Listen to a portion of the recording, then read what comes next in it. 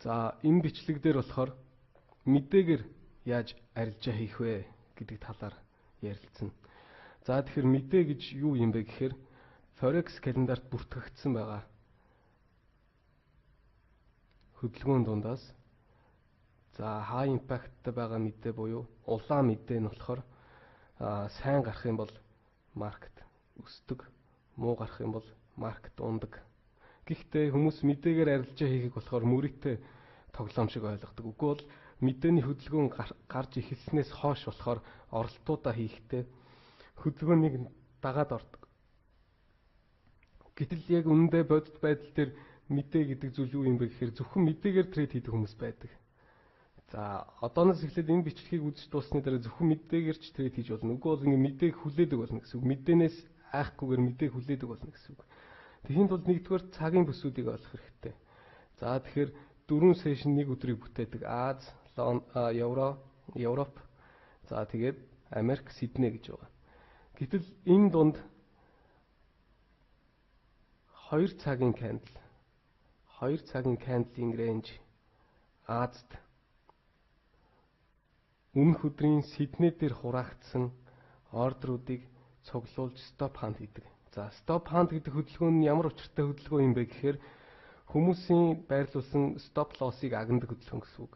За үгүй бол хүмүүсийн пендинг ордерыг дээрэмддэг хөдөлгөөн гэсэн үг. За тэрний дараа бүсэн дуусаад за Азад болохоор энэ хөдөлгөөн хизээ эхэлдэг вэ гэхээр 2 цагийн кандлийн рейнж гэсэн үг. Энэ нь 15 минутын чарт дээр хэдэн минут харагддаг вэ гэхээр 9:45-аас 1:45-аас за X45-аас X45 гэсэн үг. X45. За энэ нь юу гэсэн үг вэ гэхээр хэрвээ Аз дээр байх юм бол 1 цаг 45 минутын MetaTrader-ийн цагаас 2 цаг 45 минутын MetaTrader-ийн кандлийн рейнжийг харна гэсэн үг. Тэгэхдээ хамгийн гол нь яг өмнөх бичлэг дээр энэ бол breakout бизнес гэсэн байгаа. Тийм болохоор энэ breakout нь ямар учир утгатай юм бэ гэхээр 2 цаг 45 минутын кандлийн чинь рейнж том байгаа тохиолдолд 2 цаг 45 минутын лаг сэтэлсэн байгаа тохиолдолд оролтоо хийнэ.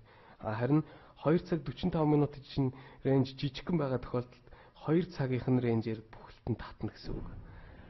За тэгээд үүний дараагаар болохоор Лондонд хэдэн цагийн кандл нь breakout үүд юм бэ гэхээр 10 цагийн кандл. 10 цагийн кандл болохоор ордер цуглуулдаг. За энэ нь болохоор 9:45-аас 10:45-ын кандл гэсэн үг. 10:45-ын кандл.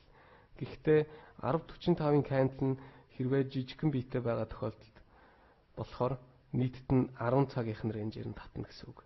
За энэний хураагдсан захиалгууд нь болохоор Аз дээр хүмүүсийн хураасан захиалгыг стоп хант хийгээд за үгүй бол энчээ ордер цуглуулж агаад за тэгээд ихэнх мэдээ дандаа US session болдог. Тийм болохоор 10 цагийн рейнжийг ихэнх тохиолдолд за Лондондоо сэтэлэх юм бол дагаж орж болох боловч хэрвээ мэдээтэй байгаа тохиолдолд Лондон дуусны дараа US session дотор болохоор энэ 10 цагийн юун дотор рейнж дотор явах юм бол за мэдээ нэг бол дээшээ нэг бол доошоо сэтэлдэг энэ рейнжийн 10 цагийн рейнжийг. За тэгээд US session дээр болохоор ордер цуглуулдаг рейнж гэж байхгүй. Харин Сидней дээр болохоор 18 цагийн кандл болохоор US дээр болсон хөдөлгөөний дараагийн ордер цуглуулдаг. За тэгээд Сидней дээр болсон тохиолдолд Сидней дээр breakout хийгдэж болно. Үгүй бол Сиднейийн оролт за Аз дээр breakout хийгдэнэ. Гэх мэт ингээд үргэлжлэгдээд явдаг. За гэтэл мэдээг яг одоо концептор нь бүрэн ойлгохын тулд хүмүүс сайн мэдээ, муу мэдээ гэж тэрийг дагдаг бол тэрийг ерөөсөө дагаад авах ямар ч шаардлага байхгүй. Харин юуг анзаарах хэрэгтэй вэ гэхээр зүгээр л Forex economic календараас хэдэн цагт high impact news болох нь вэ, хизээ болох нь вэ гэдгийг нь харцхад тэр нь л ойлгомжтой болчихно. Тэгээд мэдээгээр хамгийн гол нь хамгийн эхний 1-2 минут л хүчтэй deviation-ыг үүсгэдэг. За deviation гэдэг нь юу гэсэн үг юм бэ гэхээр хүчтэй breakout гэсэн үг. Хүчтэй breakout гэсэн үг. Тэгээд энэ юу гэсэн үг вэ гэхээр шүү дээ, тийм. 10 цагийн candle-ийн range дотроо ингээд мэдээнээс өмнө хүртэл байгаа тохиолдолд энэ 10 цагийнхаа candle-ийн range-с 12.5 pip-ийн дээр buy stop байрлуулна. Buy stop байрлуулна. За харин энэ range-ийнхаа доор нь болохоор sell stop байрлуулна. Sell stop байрлуулна. 12.5 pip гэдэг бол евро, за тэгээд үгүй бол паунд, за тэгээд үгүй бол Канад, Австрали доллар гэх мэт яг нөгөө өөрсдийнх нь high impact ньюсээр байхад бол тэгж орж болно. Харин GJ-ийн хувьд болохоор 20 pip-ийн доор. За үгүй бол 20 pip-ийн дээр sell stop, buy stop-ыг байрлуулна гэсэн үг. Тэгээд buy stop чинь хэд байх юм бэ гэхээр яг өөрийнх нь хэмжээтэй 2-3 ширхэг high impact news гарцсан байгаа тохиолдолд 100 pip. 100 pip. За харин өөрийнх нь мэдээ биш зүгээр non-farm, за үгүй бол FOMC-ийн мэдээ байгаа тохиолдолд болохоор take profit нь дандаа 50 pip, take profit нь 50 pip. За тэгээд юу нь болохоор stop loss нь болохоор 20 pip байхад болно. Pending order-ийн хувьд болохоор. За харин нэг л тохиолдол одоо үлдсэн байгаа. Хэрвээ мэдээ болохоос өмнө 10 цагийн range-аас холдчихсан байгаа тохиолдолд мэдээгээр 10 цагийн range рүүгээ буцдаг. Унсан байх юм бол мэдээгээр өсдөг. Өссөн байх юм бол мэдээгээр ундаг гэсэн үг. За тэгэхээр одоо энийг чартнаас ингэж харж үзье. За тэгж харахын тулд болохоор за бүгдээрээ Швейцар франкийн non-farm мэдээнээс эхлээд үргэлжлүүлээд харъя. За гэтэл энэ ч болохоор 10 цагийн 10.45-ын candle энчээ байсан байна. За тэгээ мэдээнээс өмнө энэ 10 цагийнхаа range-ийг сэтэлсэн байгаа болохоор яг мэдэн дээр уналт явагдсан байна. Маш хүчтэй уналт. Энэ хөдөлгөөн эхний 1-ээс 2 минутанд л болдог. Эхний 1-ээс 2 минутанд болдог. За үүний дараагаар болохоор юун дээр байсан баха. Канад доллар дээр байсан. Канад долларын 15 минутын чарт дээр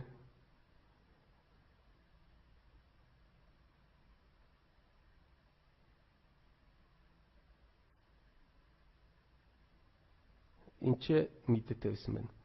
Энчээ болохоор мэдээгээр яг 10 цагийнхаа candle-ыг юу байсан болохоор за тэр нь хаана нэлээ.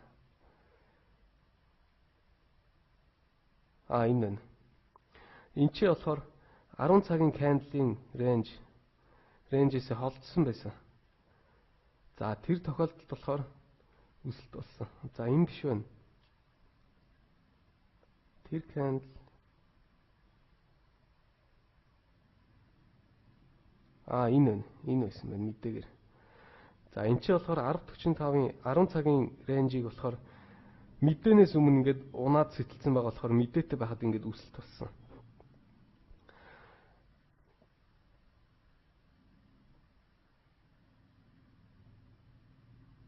За паундын хувьд болохоор хамгийн сүүлийн мэдээ болохоор за энчээ болсон. Энчээ болохоор 10 цагийн candle-ийн range-ийг мэдээнээс нь өмнө ингээд татна. Энчээ Лондон дээр мэдээтэй байсан. 10 цагийн range энчээ 9.45-аас 10.45 хүртэл энэ range дээшээгээ сэтлэгдсэн байгаа тохиолдолд худалдаж аавна гэсэн үг. За гэтэл GJ-ийн мэдээнүүдийг болохоор юунаас харах юм бол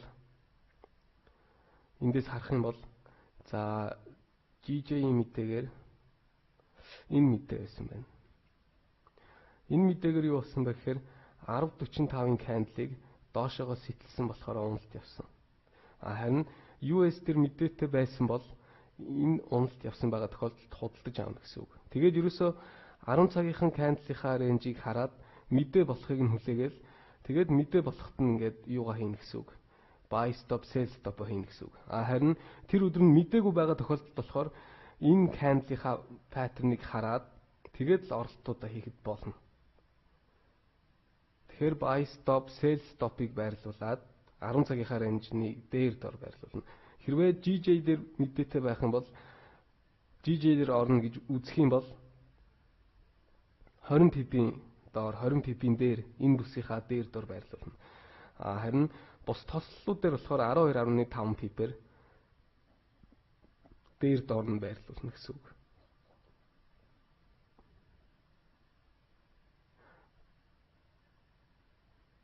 За тэгээд энэ ч болохоор мэдээтэй байсан. Энэ ч мэдээтэй байхад энэ ч болохоор эндээс 10 цагийн рейнж гэдэг бол энэ гэсэн үг. Эндээс энэ хүртэл рейнжийг нь татаад 12.5 pip-ийн дээр buy stop байрлуулна. Хэрвээ сэтэрсэн байгаа тохиолдолд болохоор заавал take profit гэж хүргэж өгнө. За доошоогоо сэтэлсэн байгаа тохиолдолд болохоор sell stop гэж идэвхжүүлнэ. Яагаад 12.5 pip-ийн дээр үгүй бол доор байрлуулах вэ гэхээр ихэнх тохиолдолд болохоор зарим мэдээнүүдийн weekend урт байдаг. Харин энэ бүс range дотор нь байхад мэдээнээс өмнө оролтоо механикаар хийж болохгүй. Дандаа buy stop, sell stop-ыг л байрлуулах хэрэгтэй. Тэгж хүмүүс мэдээгээр зөвхөн мэдээгээр трейд хийдэг. Мэдээ болохыг хүлээдэг. Тийм болохоор мэдээнээс одоо ерөөсөө айх хэрэг байхгүй гэсэн үг. Тэгээд оролтоо хийсэн байхад мэдээн дээр болохоор 50 pip. За харин өөрийнх нь 3-аас 4 high impact-тай мэдээн дээр жишээлбэл GBP-ийн мэдээн дээр болохоор 100 pip үгүй бол за 150 200 pip ч юм уу гих мэт оролтуудаа buy stop, sell stop-ыг нь байрлуулад орхиж болно гэсэн үг. За тэгээд энэ бол ерөөсөө forex гэдэг бол breakout. Харин энэ breakout-аар нь хаана хизээ яаж орох вэ гэдэг чинь маш чухал зүйл. Тэгээд 2 цагийн range Азад нөлөөлнө. 10 цагийн range болохоор Лондондоо үгүй бол US session-д нөлөөлнө. 18 цагийн range болохоор Сиднейдээ үгүй бол маргаашийн Азад нөлөөлнө гэсэн үг. Тэгээд 2 цаг 45 минутын candle, 10 цаг 45 минутын candle болон 18 цаг 45 минутын candle гэдэг бол ордер цуглуулж дуусаад breakout хийж эхэлдэг цаг болохоор breakout-уудаа хийгээд явхад бас болно гэж ойлгож байна. За энэ бол ингээд ерөнхийдөө ийм л концепт. Forex бол ердөө л ийм зүйл. Мэдээгээр арилжаа хийх бас огтхонч амар зүйл биш. Харин ч 1-2 минутын дотор богино хугацаанд мөнгө хийж өгдөг болохоор энэ ч одооноос эхлээд мэдээнүүдээс ерөөсөө огтхонч айх шаардлагагүй трейдүүдэ хийхэд болно гэж ойлгож байна.